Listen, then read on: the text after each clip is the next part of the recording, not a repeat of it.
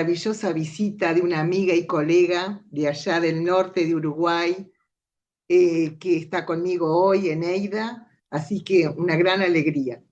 Eh, bueno, voy a compartir también y recordar que en la reunión anterior se había planteado el encuentro de neurociencia y filosofía oriental, ¿no? Allí vamos a ver si puedo compartir. Eh, Acá En tenemos principio el estarías archivo. autorizado. Sí, compartir. Ahí Ahí está. está, perfecto. Voy a poner presentación. Bueno, eh, ahí está. Les decía que este encuentro de neurociencia y filosofía oriental, ¿no? Y dentro de las neurociencias, ese campo nuevo de la neuroteología o neurociencia espiritual. O sea, es una rama que explora cómo las prácticas espirituales, que justamente el doctor Cabrera decía, nuestra reunión, ¿no? Como práctica espiritual, bueno, esta rama de la neurociencia explora eso, cómo las prácticas espirituales alteran la actividad cerebral. O sea, cómo la meditación, la oración, hacer yapan, que es la repetición del nombre de la divinidad, que eso todas las tradiciones espirituales tienen esa práctica, independientemente del ideal elegido de cada uno, ¿no? Que es lo que justamente nos invita diariamente Maharaj, eh, para que cantando, ¿no?, las tonaditas o con una recitación melodiosa, esa repetición se vuelve un mantra, que justamente la palabra mantra es que libera la mente, la sana, la purifica. Entonces, esas prácticas espirituales que alteran la actividad cerebral validan conocimientos muy antiguos, ¿no?, de aquellos rishis, aquellos sabios védicos que transmitían esto, y muestra que las experiencias como de unidad o de trascendencia tienen correlatos con la corteza parietal sobre todo, regulando las respuestas al estrés. Estamos todos estresados, sobre todo llegando a fin de año. También promueven el bienestar y un vínculo entre cuerpo, mente y conciencia, o cuerpo, mente y espíritu, ¿no? En ese enfoque integral de cultivar todas las dimensiones del ser humano, pero sobre todo la dimensión espiritual. Y también vimos en el encuentro anterior cómo ya allá en la década de 1980, Swami Ranganathananda invitó a neurólogos, pero sobre todo para invitarlos a seguir la investigación, no solamente que quedara en el campo psicofísico, sino también más allá, en estas experiencias trascendentales. Y recordemos que en 1987 el neurobiólogo chileno Francisco Varela planteaba que la neurociencia necesita de una filosofía empírica, existencial, que para poder centrarse en los fundamentos de la percepción y la experiencia personal. Quedemos con esta palabra experiencia personal, que ya lo vimos como Swami Vivekananda describió, ¿no es cierto?, cómo experimentamos la realidad. Y nos decía este neurobiólogo Francisco Varela, que las corrientes filosóficas orientales utilizan la meditación como entrenamiento cognitivo y como herramienta de indagación mental y de autoconocimiento. Hemos citado los Yoga Sutras de Patanjali y sabemos que la meditación es una de las prácticas espirituales, también llamadas sadhana, las prácticas espirituales, ¿no?, que tienen efectos muy beneficiosos para la salud. Hoy la neurociencia ya ha investigado y demostrado que la mejor arma frente al estrés es elegir un pensamiento contrario a otro pensamiento perturbador. Recién el doctor Cabrera hablaba de la importancia del pensamiento positivo y nosotros vimos cómo el Sutra 33 del capítulo 2 de los Yoga Sutras de Patanjali nos muestran eso, para quitar la barrera, el obstáculo, no poner un pensamiento contrario.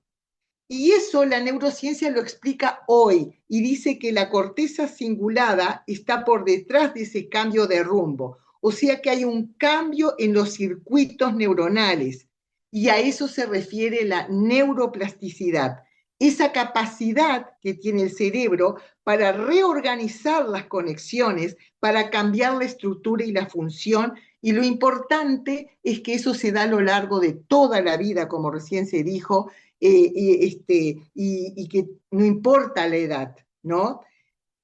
Ahora, eso, William James fue uno de los pioneros de la neurociencia, ¿no? Conectando la mente con el cuerpo a través de su funcionalismo y proponiendo una teoría de la emoción, donde la emoción es la percepción de cambios corporales y también con conceptos como el fluir de la conciencia. Justamente con Eneida en nuestra carrera estudiábamos la corriente de la conciencia de William James, pero nunca nos mencionaron ese encuentro de William James con Vivekananda, ¿no?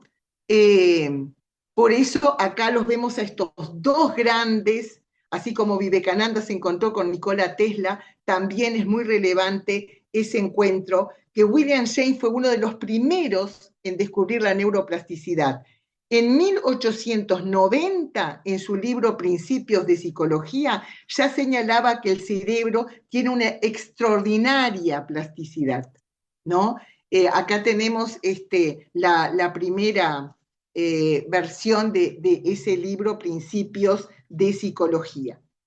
Y en 1884 presenta esa teoría de la emoción, que también se la conoce como teoría de la emoción, James Lange, porque Karl Lange también en el mismo tiempo presentó esta teoría. Y habla de que primero ocurren respuestas fisiológicas ante un estímulo, o sea que primero se dan cambios en el cuerpo, ¿no? Por ejemplo, si me va a atacar un animal salvaje, bueno, entonces se acelera el ritmo respiratorio, hay sudoración, hay tensión muscular, y luego interpretamos esas sensaciones físicas para experimentar la emoción. Muestra mucho la importancia de identificar las emociones y sobre todo por esta práctica recién que si irrumpen emociones negativas o pensamientos negativos, cómo cambiar, ¿no? Por el contrario. Entonces, James dice que nosotros no lloramos porque estamos tristes, sino que nos sentimos tristes porque lloramos. O sea, al revés también, tenemos miedo porque temblamos, o sea, tomamos conciencia de la reacción primero física. Y esta es una idea revolucionaria. Las emociones son la percepción consciente de los cambios corporales que se dan por el sistema nervioso autónomo. Es una consecuencia de una acción, una consecuencia de una reacción física. Ahora, llegó hasta ahí la investigación de William James 10 años antes de conocerlo a Swami Vivekananda. Lo interesante fue que más adelante pudo leer el Raja Yoga y pudo conversar esos diálogos interreligiosos profundos entre estos dos grandes y ya vimos nosotros en encuentros anteriores como Swami Vivekananda en el Raja Yoga y en el Jnana Yoga describe el proceso psicológico de la percepción, ¿no? Entonces, allí en el Raja Yoga se busca a través del control de la mente, a través de la meditación, y que considera los 8 pasos de Patanjali, conocidos como el Ashtanga Yoga, ¿no? Para lograr una percepción directa de la realidad. Justamente el 7º paso es el dhyana, que es meditación, y el 8º paso es samadhi. Entonces, la clave de la diferencia es que William James, en la teoría de la emoción, invierte la causalidad emocional, primero el cuerpo y después la emoción. Mientras que Swami Vivekananda en el Raja Yoga plantea trascender estas reacciones automáticas a través de la conciencia y el control, alcanzando un estado de equilibrio interior profundo, trascendente, de conexión con nuestra espiritualidad, como nos dice Padre Maharaj en una de las tonaditas, espiritualidad inherente. Y a la derecha ven otra de las grandes obras de William James, que es las variedades de la experiencia religiosa. Es un estudio pragmático, profundo. Justamente William James es también uno de los pioneros. Para algunos es como el Einstein de la psicología, ¿no? Padre de la psicología occidental. Uno de los pioneros del estudio de la experiencia religiosa desde una perspectiva psicológica. Y allí nos habla de los tipos de experiencia, que es lo que vamos a seguir en futuros encuentros. Por ejemplo, el misticismo, las visiones espirituales, las conversiones, habla de la oración, de la meditación y también de sentimientos de presencia divina. O sea, de una conexión de percibir que hay algo que nos acompaña, que nos guía, que nos protege.